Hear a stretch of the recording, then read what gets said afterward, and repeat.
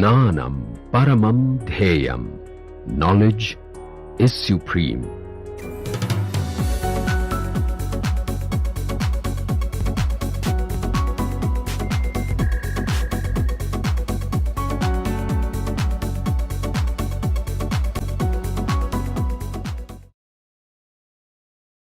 Okay, so let us begin with today's lecture. In the previous lecture, we had started looking at why linear algebra is important to study. Then we started looking at how does linearity arise in setups. Basically, there are two ways linearity can arise. One is because of linear equations, and the other is studying geometry in the algebraic setup.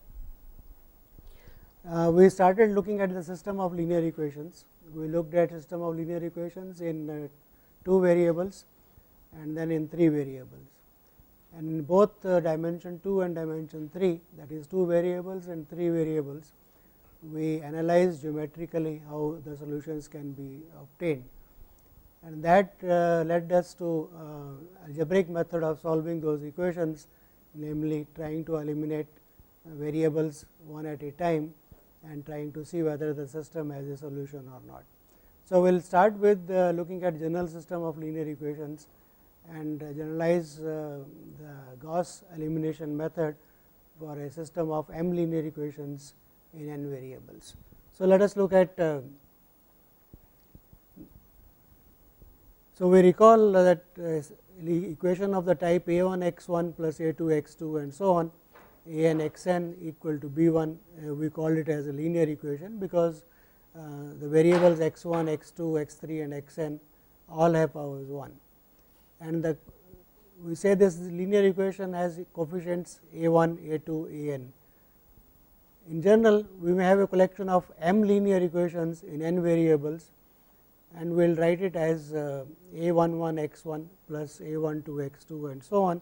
So, the first subscript in in the coefficients indicates the equation. So, this is the a11, a12 and so on, that is the first equation. Second equation will have coefficients a21 and so on, and the last equation, that is mth equation, will have coefficients with subscripts am1, am2 and amn.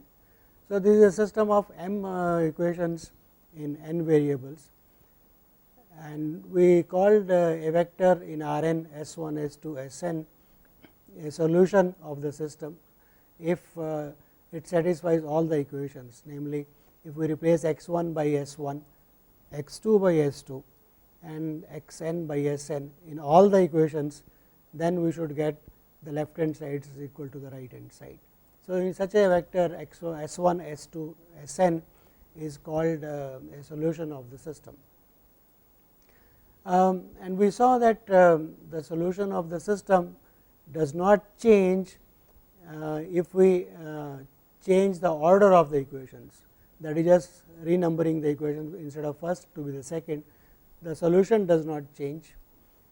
Multiplying an equation with a non-zero scalar and adding it to another, so we will get a new equation in place of the old one, but still the system has the same solution, whichever was the solution earlier, that still stays the solution.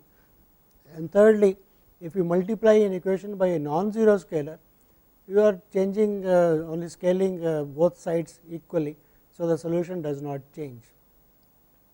So, but an important thing is here it should be non-zero scalar, multiplying by non-zero scalar. So, these 3 type of operations are operated upon the equations, and they are called elementary row operations. So, we observed that the elementary row operations, when performed on a system of linear equations, do not change the solution set of. And what is the aim? The aim is by applying these operations, elementary row operations, m cross n system, that is m linear equations in n variables, can be transformed to a system of equations of the following type, where the first equation has coefficient C11, C12 and so on. In the next one, so in the next equation, at least one of the variables is eliminated.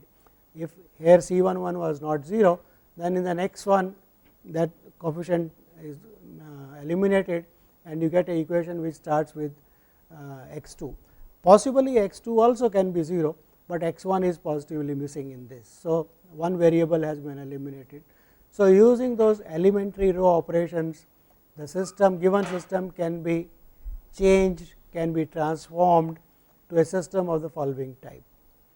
So, we write this as there is a number r. So, r is less than or equal to the number of variables, right, n is the number of variables. So, there is a number r between 1 and n such that the first r equations possibly have non-zero coefficients C1 Ci's, and on the right hand side possibly these are non-zero, but after the r plus 1 equation everything is 0 equal to 0. So, what we have done is we have reduced the number of equations which are required to find the solution, okay, to r equations possibly. Here remaining equations n minus r equations are all 0 equal to 0. So, this is the method suggested by Gauss, that do those row operations, elementary row operations on the system and transform into this form.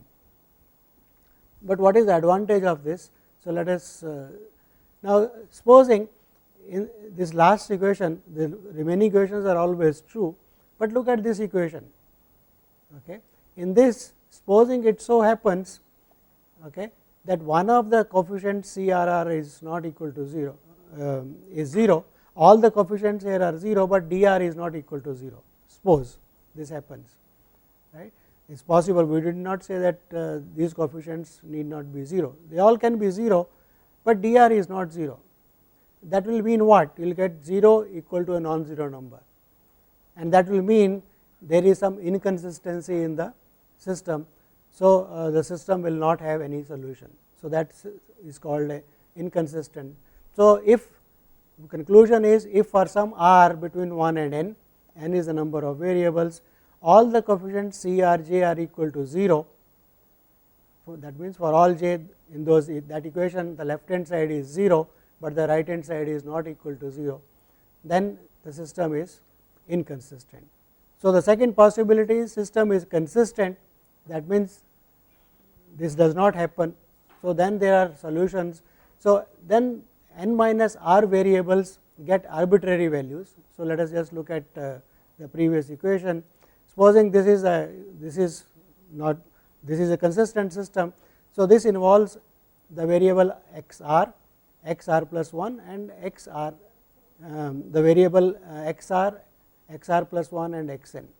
So, in this equation, this is the equation involving these variables, n minus r variables are involved in this. We can solve one of the variables in terms of the other variables using this equation. So, in this we can give the remaining variables some arbitrary values and find one of values for one of the variables. So, that is what it says, that n minus r variables get arbitrary values, okay, and the remaining r can be determined in terms of these variables from the backward substitution. So, this we are summarizing this. The system is inconsistent, means no solution, and that happens when there is something like 0 equal to non-zero in one of those equations, which have been reduced to a specific form using row operations. Consistent means there are solutions, at least one solution, and you can get actually infinite number of solutions by putting various values for some variables and calculating the others in terms of them.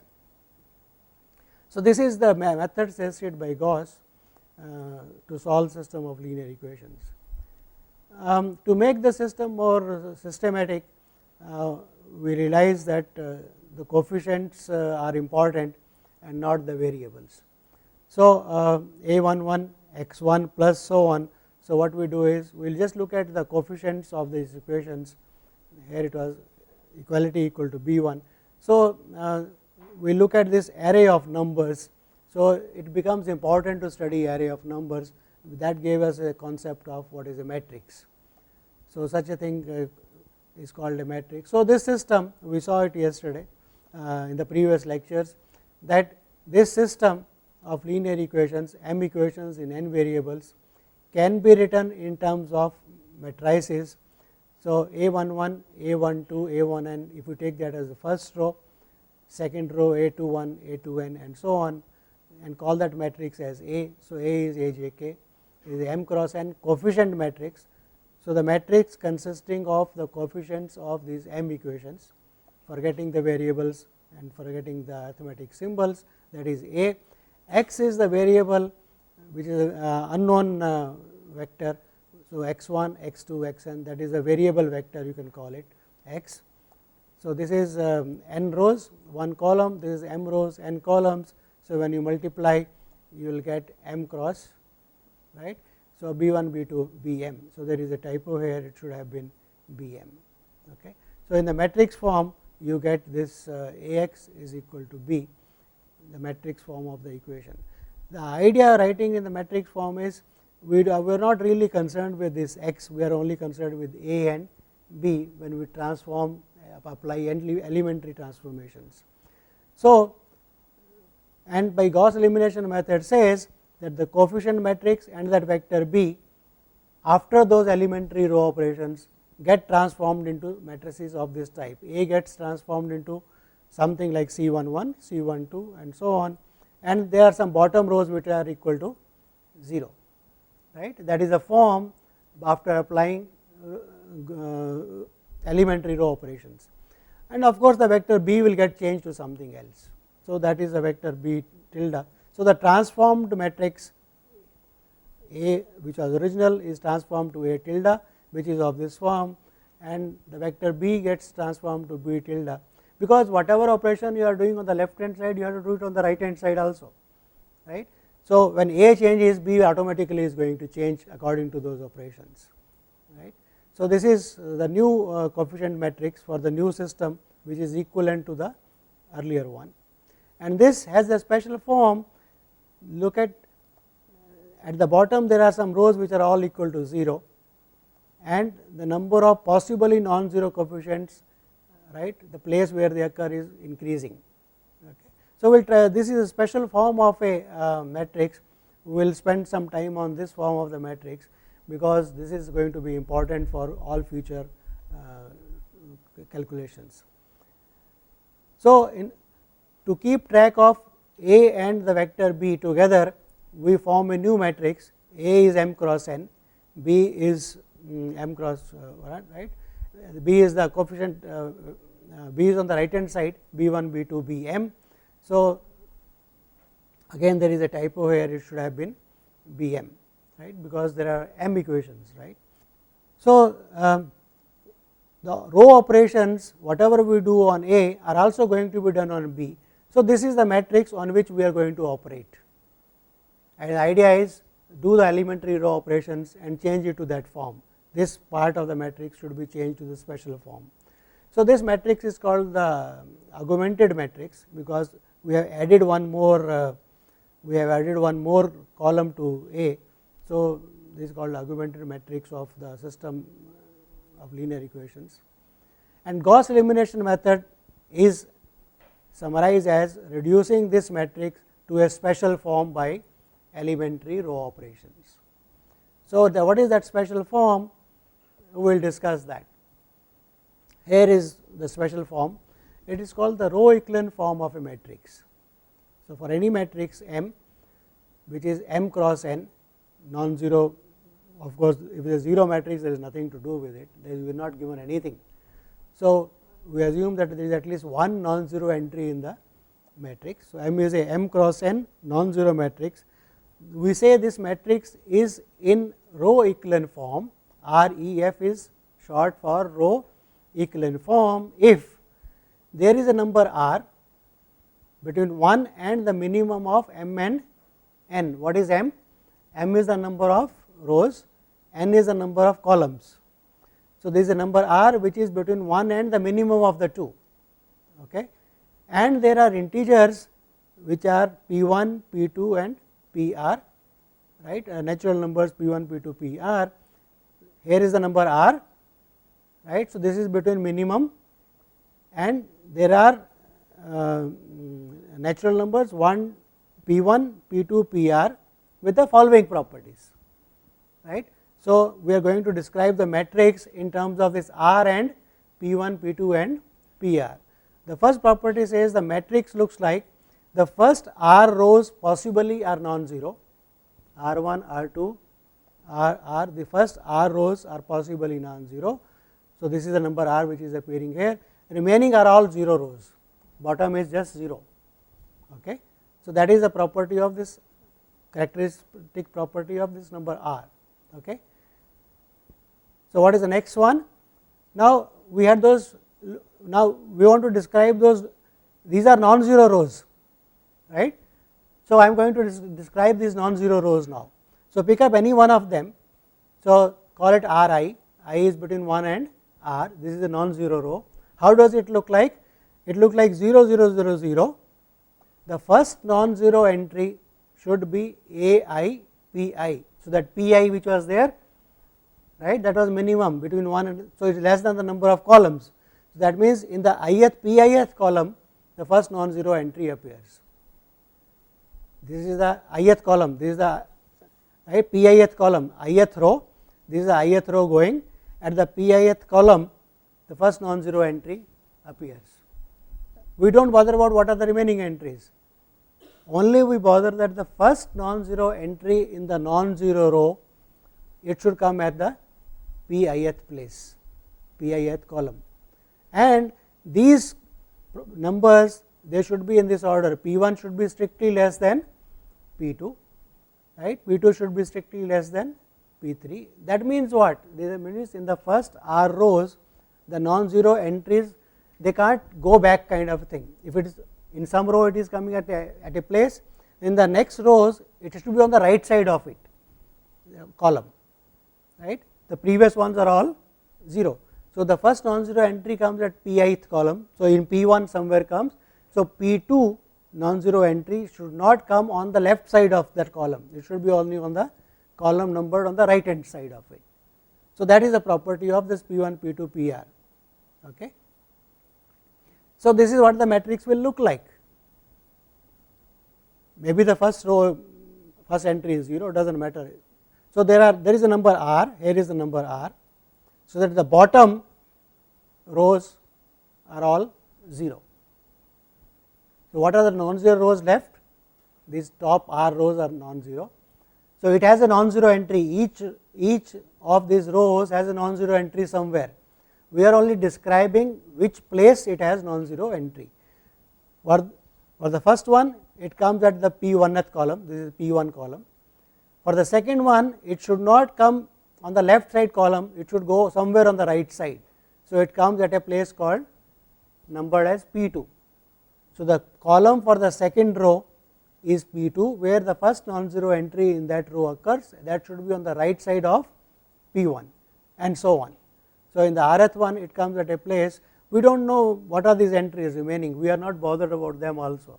The only condition we want is there should be a number R, okay, M cross n matrix, so that the bottom rows are all 0 and the top R rows have got at least one non-zero entry somewhere, right. Now, we want to describe where it has it. So, we will start looking at the first one. First one comes at the in the column P1. For the second row the non-zero entry should come at a column P2, which is bigger than P1. We are not saying it should be the next one, no, we are not saying that even that. If it comes in P1, P2 should be on the right side.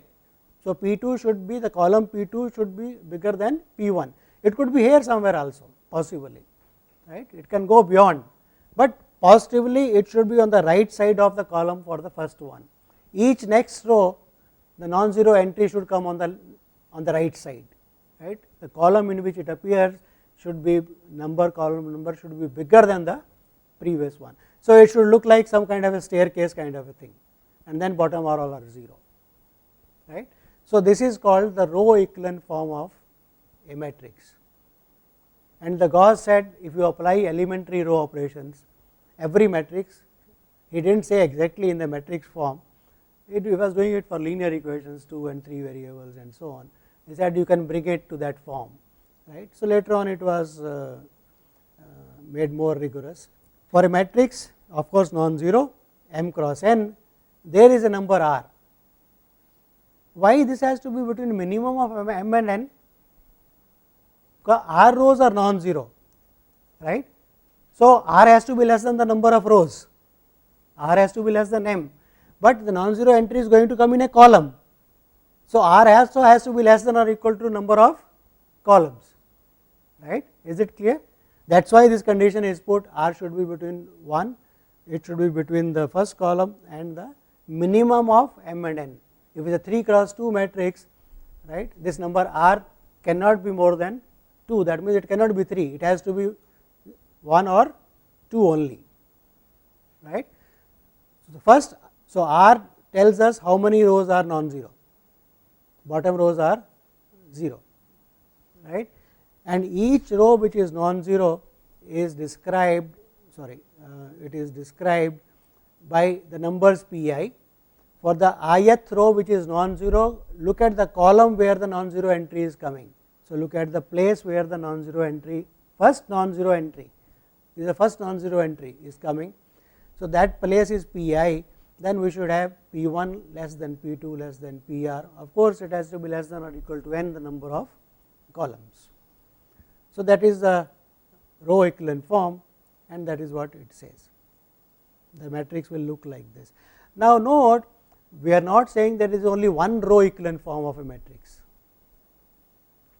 right. For example, if I multiply this whole thing by some scalar, still the non-zero will remain non-zero. So, that also will be in row equivalent form, right. So, when we change a matrix to a row equivalent form, we are not saying there is only one possible answer, right. The numbers could be different, but the pattern has to be same, right. In two row equivalent forms, r has to be unique and p1, p2, pr have to be unique, right. Entries are not important in the row equivalent form, right. Is it clear? We will do more examples to understand that.